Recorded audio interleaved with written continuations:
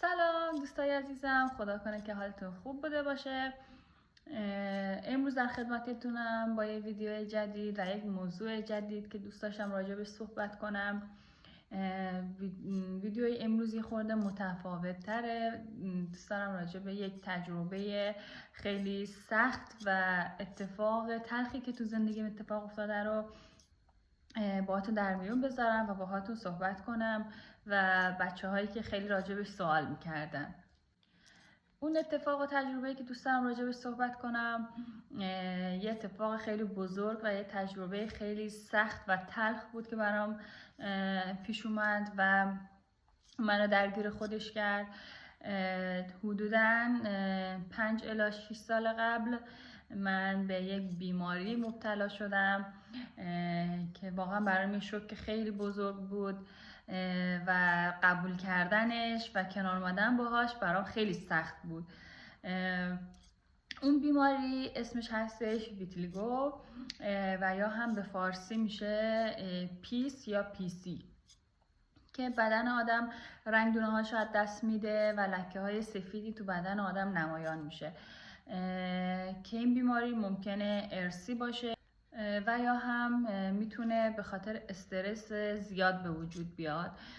خب از من، یعنی نه از فامیلای مادریم نه پدریم، کسی تا به حال نشنیدم که این بیماری رو داشته باشه و من خب یه دوره از زندگی وقتی که مهاجرت کردم به آلمان خیلی استرس داشتم، خیلی تنش‌های زیادی رو پشت سر گذاشتم و متاسفانه در موقعی که فکر می‌کردم که بله مشکلات تموم شد، سختی‌ها گذشت، به یک باره با یک شوک خیلی بزرگی دچار شدم و اونم این بیماری بود که حدوداً بین 50 تا 60% از بدنم به این بیماری مبتلا هستش که اینجوری مثلا روی بدنم نمیدونم چجوری نشون بدم هستش.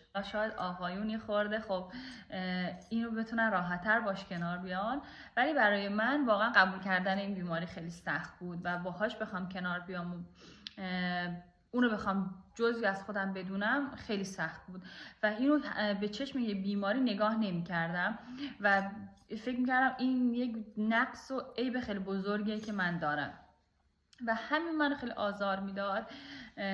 جوری شده بود که من فقط میشستم به رضام گفتم مثلا باید طلاق بگیریم، باید از هم جدا بشیم، من نمیخوام که باید باشم، به هر حال این یک عیب و نقص خیلی بزرگیه که من دارم و واقعا خدا رو شکر میکنم به خاطر وجود رضای عزیزم که تو اون شرایط سخت روانی که داشتم و روحیم واقعا ضعیف بود کنارم موند و صبوری کرد واقعا، و خانواده‌ام که همیشه سعی می‌کردن همه جوره منو درک کنن، چون من خیلی عصبی شده بودم واقعا، یعنی با کوچکترین چیزی که شاید اصلا واقعا اهمیت نداشت ولی واقعا خیلی رکسیون، یعنی که خیلی واکنش نشون میدادم.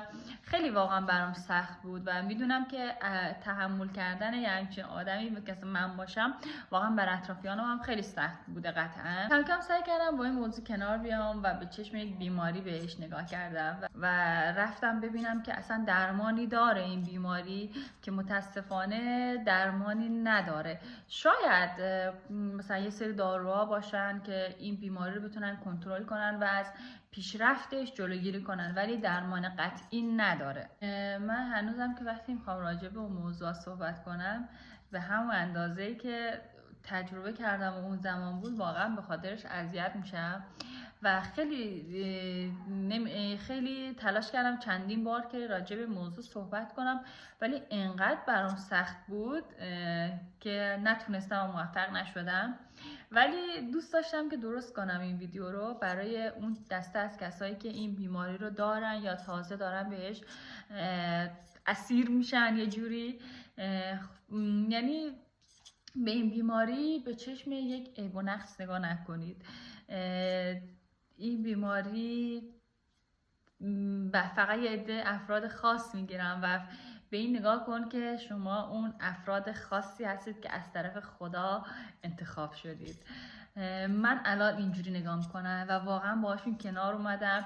یه زمانی پنهونشون میکردم ولی الان دیگه این کار نمیکنم و مثلا اطراف مثلا با یه سری کسایی که تازه بر اولین بار که مثلا برخورد داشتم براشون خیلی جالب بود و میگفت که چه جالبه که مثلا تو اینو پنهون نمیکنی از بقیه.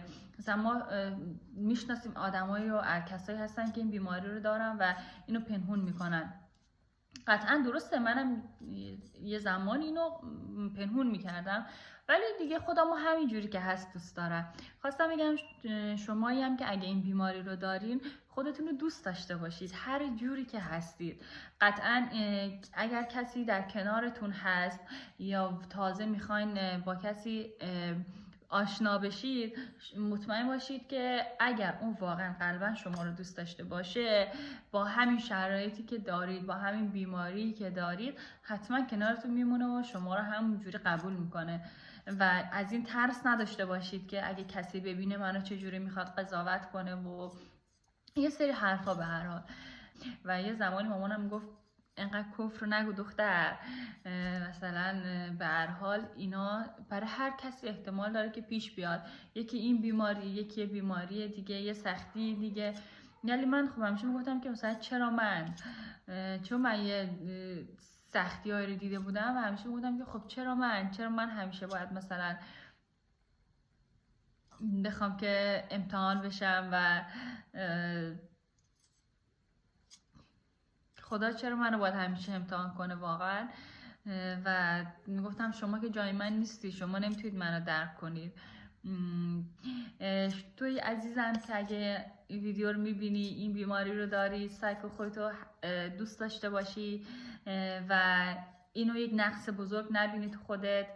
سعی کن باش کنار بیای، چون اینجوری هم خودت هم اطرافیانت کمتر اذیت میشن. و اگر کسی هم هست که بیماری داره، امیدوارم که زودتر سلامتیشو به دست بیاره. بله، خودتون رو دوست داشته باشید، به همدیگه محبت کنید. زندگی کوتاه‌تر از اون چیزی هستش که ما فکر میکنیم. تا ویدیوهای دیگه، خدا نگهدارتون.